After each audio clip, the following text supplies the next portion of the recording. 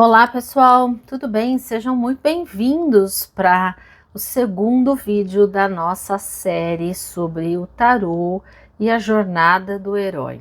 Se você é novo aqui, a gente está fazendo uma série de estudos sobre o tarô e sobre principalmente a questão da jornada do herói, a jornada do louco no tarô. E o objetivo é de fato que a gente use esse estudo para o nosso conhecimento, para o nosso entendimento de vida, para que a gente possa fazer escolhas melhores na nossa vida e também para que a gente aprofunde o significado das 22 lâminas dos arcanos maiores do tarô.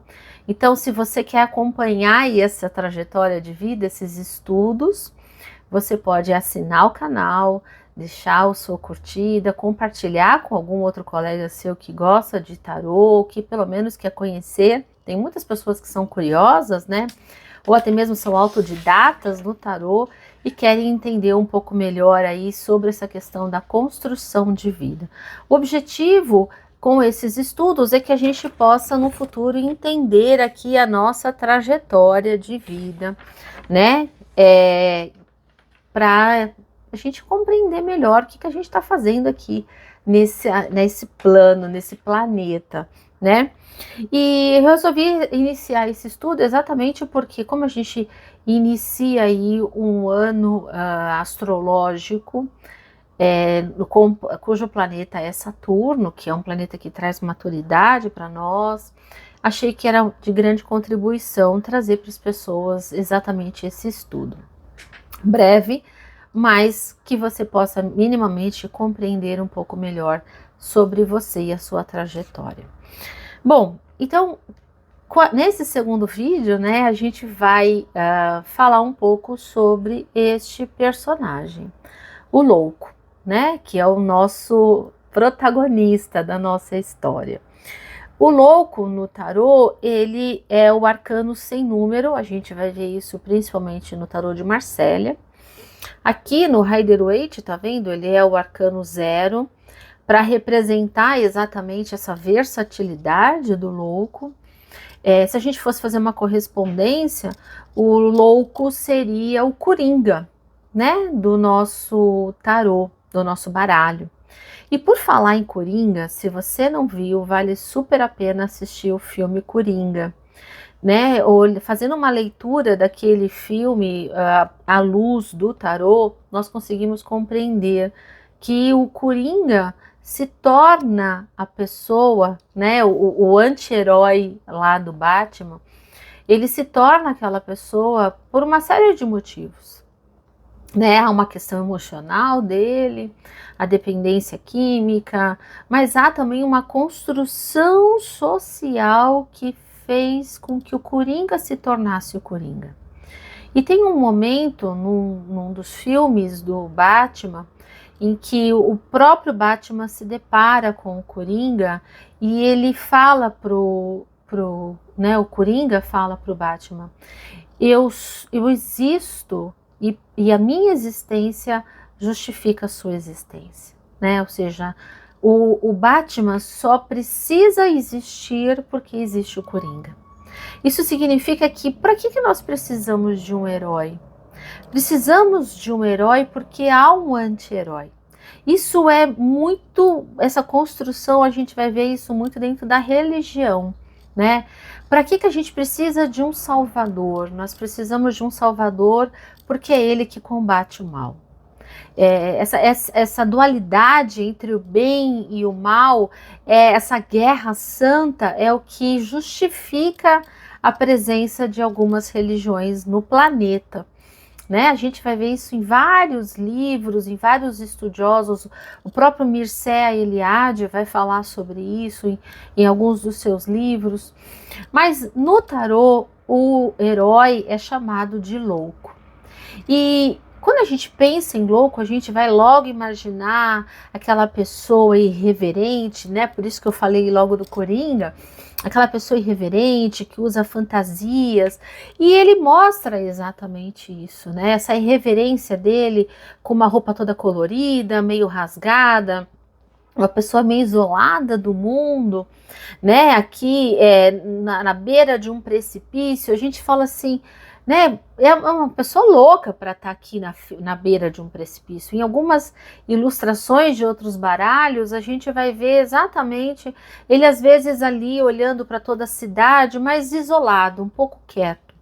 Então, quem é esse herói da nossa história? E no livro que a gente está estudando aqui, na Jornada do Louco, este herói da história, ele é alguém que tem essa construção social, ele tem uma sabedoria. A gente não pode dizer que o louco não é uma pessoa que não conhece.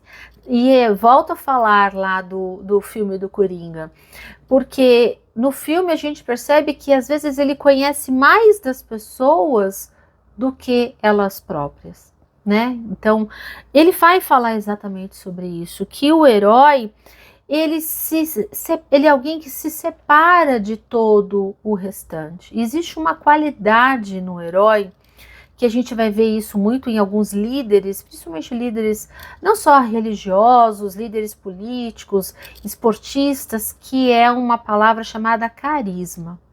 O carisma é uma qualidade que vai existir em alguns desses líderes, que é uma qualidade como, né, a gente vai perceber em alguns estudos, uma qualidade extra cotidiana. Essa qualidade distingue essa personalidade, essa pessoa de todas as outras. Então, acho que a pergunta que vale para a gente fazer neste nosso vídeo é: em que eu sou boa? Em que você é bom? O que você faz que te distingue dos outros? Se você não sabe, vale a pena investigar. Alguma coisa que você fez, que você recebeu um elogio, ou que você realizou e que foi muito bem aceito por todas as pessoas. Pode ser que tenha sido uma situação isolada, mas é algo que te distingue de todas as outras pessoas. E talvez você não se tornou melhor nesse algo que você fez porque você não investiu, porque você não acreditou em que você fazia bem. Então vale a pena nesse momento fazer uma investigação no que você se distingue dos outros. Pode ser que você, por exemplo, é muito bom para arrumar, né, armários, por exemplo. Tem pessoas que têm uma habilidade muito grande para isso, ou que você é muito bom cozinheiro. Você vai falar, mas o meu vizinho também é. Tudo bem, ainda bem que nós temos várias pessoas que são boas, mas é possível que o seu tempero tem ali uma pitadinha diferente do outro, a maneira como você faz é diferente do outro, porque nós somos seres únicos, e é isso que o herói vem mostrar para nós. Ele é corajoso, ele é forte, ele é inteligente, e muitas vezes ele não é compreendido. Sabe por quê? Porque o herói mostra para nós que é possível fazer, e que é possível fazer de uma forma diferente do que as outras pessoas fazem. É exatamente isso que distingue o herói. O herói mostra para nós que é possível quebrar as regras, quebrar os paradigmas sociais e fazer de uma forma diferente. E quantas vezes uma pessoa que não fez algo diferente, ousou fazer diferente, não foi taxada por louco? A gente poderia ver isso Galileu Galilei, Copérnico, Martin Luther King, Gandhi. A gente tem tantos nomes na história que foram taxados como loucos porque foram pessoas incompreendidas. Às vezes isso acontece com a gente. Você vai ter uma ideia, você fala, isso é coisa de louco, imagina, isso não vai dar certo. Às vezes até uma pessoa que está do seu lado fala para você que não vai dar certo. E você vai lá, persiste, investiga, tenta, dá errado, descobre como não fazer, faz de novo e aí você vai e conquista. Isso é a trajetória do louco. Ele vai dizer aqui no livro que os maiores problemas só são resolvidos pelo lado de nós quando nós menos esperamos. Sabe por quê? Porque quando a gente foge das regras é que a gente vai e descobre a solução. O herói, né, ele tem uma virtude que é a simplicidade. E a gente também poderia acrescentar que a persistência. O herói não se dá por vencido. O herói mostra para nós de uma forma simples a sua trajetória de amadurecimento. Ele vai compondo na sua vida aprendizados e ele vai, cada etapa, aprendendo a lição. Quando aquilo que ele não aprendeu, ele repete, ele aprimora, e isso faz com que ele vá numa ascendente, numa espiral ascendente. Ele vai mostrar aqui também, né, no livro o autor vai falar muito sobre isso, sobre o personagem que é o cachorro, o companheiro aqui, né, ele vai falar o companheiro do nosso herói. E ele representa, o cachorro, os nossos instintos. Quantas vezes a razão diz uma coisa e a nossa intuição, os nossos instintos dizem outra coisa. E aí volto à pergunta: você é mais racional ou você confia na sua intuição? Ou você pega aquela sua intuição e vai, persiste, pesquisa? Isso é o que muitas vezes nos distingue da maioria das pessoas.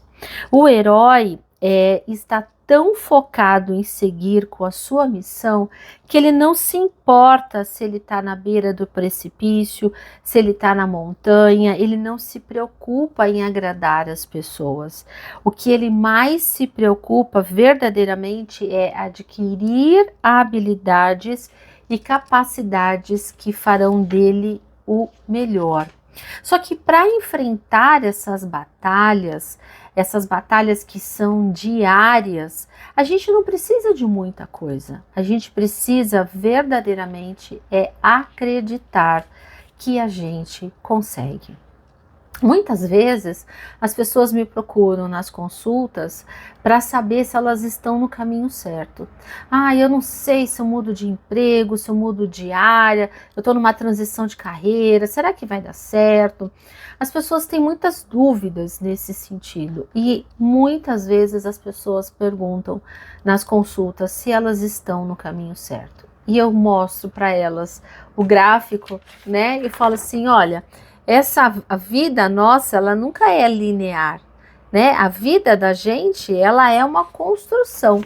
E aí, como essa espiral, a gente vai aí muitas vezes passar por situações repetidamente para que a gente possa aprender, evoluir, seguir. É assim que funciona. É uma pergunta muito comum, mas quando a gente entende que a trajetória de vida é uma construção, fica muito, muito mais fácil. De uma certa forma, o louco, e o autor diz isso aqui, ele personifica a nossa criança interior.